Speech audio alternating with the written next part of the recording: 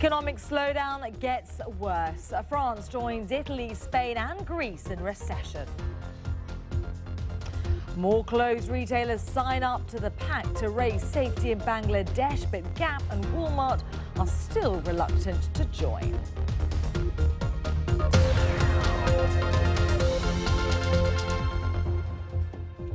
A very warm welcome to you. In just a moment, we'll be going live to the United States to catch up with all the latest from Google's annual conference. But first this hour, we head to Europe because France has become the latest Eurozone nation to slip into recession. Data out earlier showed that the French economy shrank some 0.2% in the first 3 months of the year. Well, it has plenty of company, of course. 9 of the 17 Eurozone nations are now in recession. French President François Hollande was in Brussels today meeting the head of the European Commission, José Manuel Barroso. Well, Mr. Barroso urged him to push ahead with economic reforms.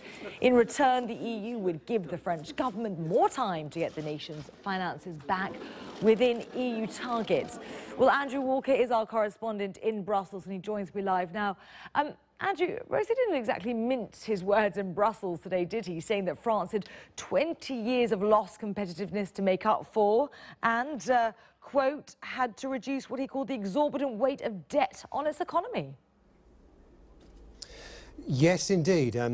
Pretty clear message that he, like the rest of the European Commission, in particular Olli Rehn, the Commissioner for Economic Affairs, think that France has got a big task to press ahead with. Mr. Hollande was making broadly sympathetic noises to the idea that reform is needed. He said that France is trying to get on top of its competitiveness problems, but those comments from Mr. Barroso do indicate just what a large task it is, as do those GDP figures, with France now 2 consecutive quarters of decline. Must be said that that's slightly better than the Eurozone average, where we're now looking at 6 consecutive quarters of decline. But clearly, France does have some significant problems, which are also reflected in an unemployment rate of around 11%. Well, as you say, Andrew, across the rest of the Eurozone, some pretty depressing data coming out as well. And not just from the usual suspects. The powerhouse of Europe, Germany, also failed to impress with its growth numbers. Yes, it was in positive territory, but it couldn't have been any lower and still been above zero, 0.1%. Only 3 countries actually recorded positive growth rates. The others were Belgium with, again, 0.1%, and Slovakia with a slightly better figure of 0.3%. But frankly, it's not a large enough economy to have a great deal of impact. Elsewhere in the Eurozone, we saw very sharp contractions, 0.5% in Spain and Italy, and even worse, 1.3% in Cyprus. So yes, a pretty bleak picture. I suppose the one slightly upbeat element you could draw out of all this is that the figure for the Eurozone as a whole was not as bad as it was in the previous quarter at the end of last year. But even so, it's still a very downbeat prospect. Well, let's cling on to that slither of good news, shall we? Andrew Walker for now from Brussels. Many thanks. Now, some of the biggest European retailers have signed up to a pact to help raise safety standards in factories in Bangladesh. The accord was agreed between labour groups and high street brands after a disaster at a factory in Bangladesh, which killed more than 1,100 people. But 2 US giants, Gap and Walmart, are reluctant to join them. Philip Hampshire has more. The Rana Plaza disaster in Bangladesh killed more than 1,100 people. To stop it from happening again, Western clothing retailers sat down with unions, charities and the International Labour Organization. The result was called the Bangladesh Fire Safety Agreement.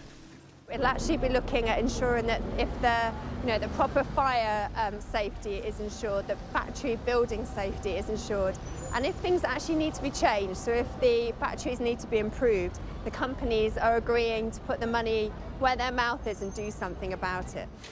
While many, such as Tesco, Primark, H&M, Inditex, Mango, Carrefour and Benetton, signed up to the agreement, not everyone was happy with the deal. US retailers Gap and Walmart are among the largest companies to hold back. Walmart says it has its own safety program in place. Gap says it wants to see changes to the accord before it signs. Clothes are often sourced by these retailers from Bangladesh because of the low cost of production there. Let's take a $50 pair of jeans in Germany. Here's how the price breaks down into who gets what. 39% goes to the retailer. 16% is sales tax. 9% is the cost of shipping the jeans and transporting them from Bangladesh to the shop.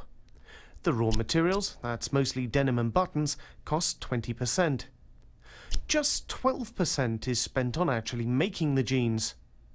All of this leaves 4%, or $2 as the profit for the Bangladeshi producer. The key question for workers in Bangladesh is now, will the accord actually make a difference to conditions on the ground? Philip Hampshire, BBC News.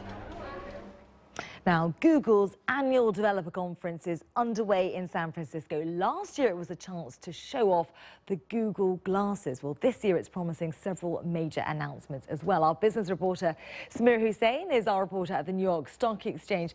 Samira, I know that the conference has only just kicked off, but what are we expecting to come out of it? Well, it's been on for about 35 minutes, and we've been hearing about a few new developments. But what people are really eager to hear about is this rumor that Google may announce a new music streaming service. That would put them in direct competition with things like Spotify and Pandora.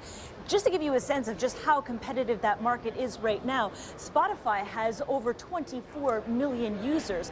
Pandora has 200 million users. This is the fastest area that's growing in terms of digital music.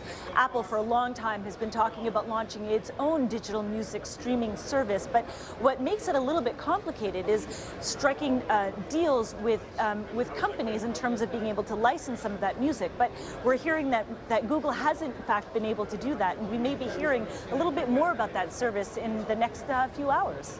Well, Samira, as you say, music streaming is such a competitive and seemingly a saturated market. So why is Google bothering, really? Well, I mean, everyone, of course, wants to be able to be the go-to service for whichever service it is. And so for Google's part, if it's able to monopolize on its already powerful search engine and to get people to actually use Google for absolutely everything, that would be a great boon for the company. Now, what's different, though, is that we're hearing that Google is actually going to charge for it and not offer a free service. And this is something that we've seen Google already announce. We saw that Google YouTube last week announced that it's asking its customers to pay for a service to be able to watch streaming videos, and that would allow them to do it ad-free. Google is a company that makes most of its revenue from ads, so the fact that we're seeing them try to branch out and possibly offer this streaming service without using any ads, that's a bit of a different take, but maybe it's something we're going to see from the company. Right, well, Samira, it'll be interesting to see what comes out of that developer conference currently underway in San Francisco from Google. For now, Samira Hussain in New York, many thanks. Okay, let's have a quick look to see how markets are doing at the moment. And despite that data showing the Eurozone recession extended to a sixth quarter, Europe's leading stock markets actually closed higher again on Wednesday, with London's FTSE adding 0.11% to finish the session at 6,693. The Frankfurt's DAX also closed at a fresh record high, and a similarly positive view over in the States as well, extending gains that we've seen in previous days as well.